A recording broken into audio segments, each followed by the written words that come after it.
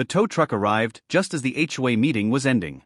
Attendees, wearing matching windbreakers, stood slack-jawed as the entire community clubhouse began to tremble. "You cannot do this," screeched Darla Pike, HOA president and gatekeeping hydra in yoga pants. I just held up a copy of the deed and said in my calmest voice, "Ma'am, your HOA bingo night is trespassing. My name is Harlan Vexler. I'm a 51-year-old former Navy cartographer turned kayak builder. I inherited my lakefront property in Pine Needle Shores from my uncle. Darla, president for 11 years, runs the neighborhood like a dictatorship, enforcing aesthetic uniformity. My gravel driveway and kayak rack were ruining the serenity, so she blocked my private lake access road with 3 800-pound decorative boulders. An HOA sign read, Scenic Easement.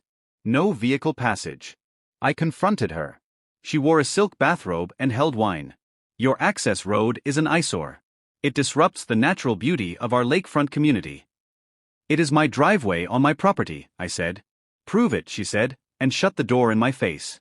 The letters started arriving. Violation, unauthorized shoreline access, violation, non-regulation kayak trailer. But the third was different, violation, parking on land not officially platted. That last one stuck with me. I found my uncle's old survey maps. In fading ink, a note jumped out, clubhouse built on parcel 17B. Never transferred, still ours. I drove to the county recorder's office.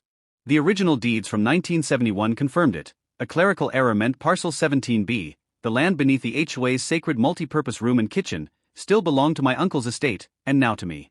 They had been trespassing for over 2 decades. My attorney, Valerie Sutton, called it delicious. I sent Darla a formal notice via certified mail. The HOA had 30 days to vacate or pay a monthly lease of $1,750. Darla called an emergency meeting, claiming I was bluffing and that the documents were fake.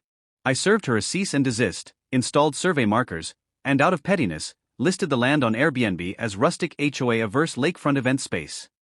The listing read, unique opportunity to host your event on the same ground where uptight busybodies plot against their neighbors. Their pickleball tournament was cancelled when I padlocked the shed. Their community brunch was relocated. Their book club found their meeting room door chained shut with a sign, private property. No trespassing. This means you, Darla.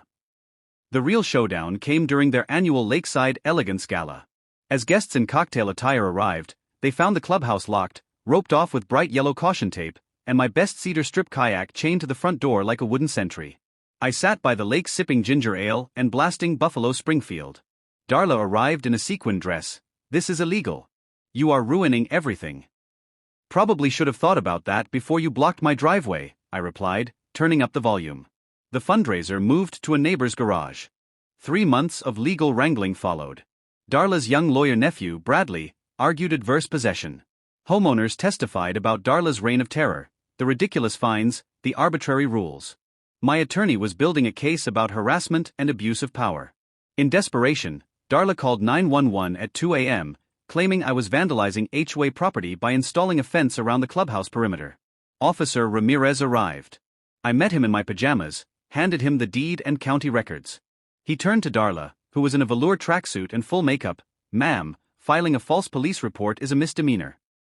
She stomped away. The case went to court. Judge Eleanor Hastings, a no-nonsense woman, reviewed the evidence. Bradley failed to prove adverse possession.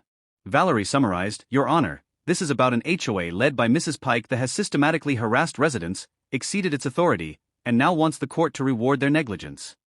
Darla couldn't help herself. She stood up and shouted, That woman does not know what it takes to maintain standards. These people would live like savages without me. The gavel came down hard. Mrs. Pike, you will sit down and remain silent, or I will hold you in contempt. That is $1,000 for contempt. Would you like to try for $2,000? Darla sat down hard. Judge Hastings announced, Judgment for the defendant.